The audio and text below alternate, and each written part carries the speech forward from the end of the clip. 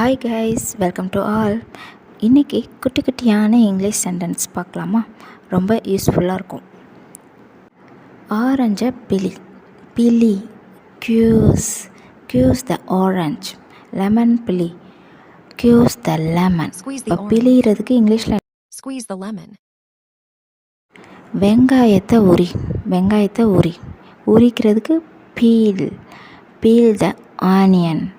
பொட்டேட்டோட இந்த ஸ்கின்னை உரிக்கிறதுக்கு எப்படி சொல்லுவாங்க? பீல் த பொட்டேட்டோ அப்படின்னு சொல்லலாம்.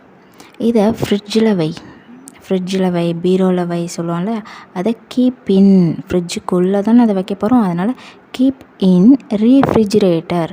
ஃப்ரிட்ஜோட ஃபுல் நேம் ரீஃப்ரிஜிரேட்டர்.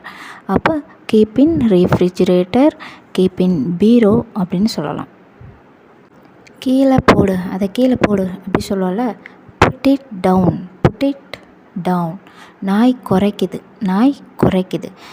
டாக் பார்க் அப்படின்னா குறைக்கிறது. பார்க்ஸ் சேர்த்துருக்கோம். ஹீ சி இட் வந்தால் சிம்பிள் ப்ரெசன்ட் டென்ஸில் ஹீ சி இட் வந்தால் வெர்போட எஸ் ஆர் இஎஸ் சேரும். அதுக்கு தான் டாக் பார்க்ஸ் அப்படி சேர்த்துருக்கோம். வியாபாரி வருகிறார். வியாபாரினா செல்லர் சொல்லுவோம்.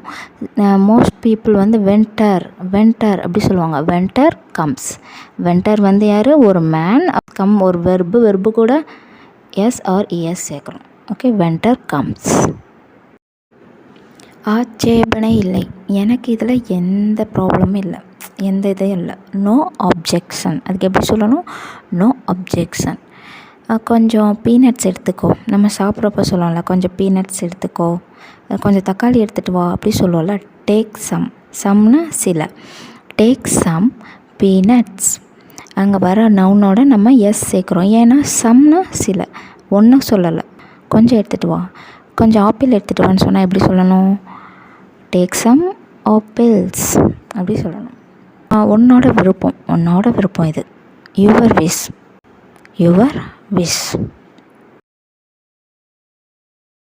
சொந்த முடிவு. இது என்னோட சொந்த முடிவு அப்படி சொல்லுவோம்ல, அதுக்கு ஓன் டிசிஷன். இது என்னுடைய சொந்த முடிவு. அது எப்படி சொல்லணும்? This is my own decision. பத்திரமா வை, பாதுகாப்பாக வை அப்படி சொல்கிறதுக்கு கீப் சேஃப்.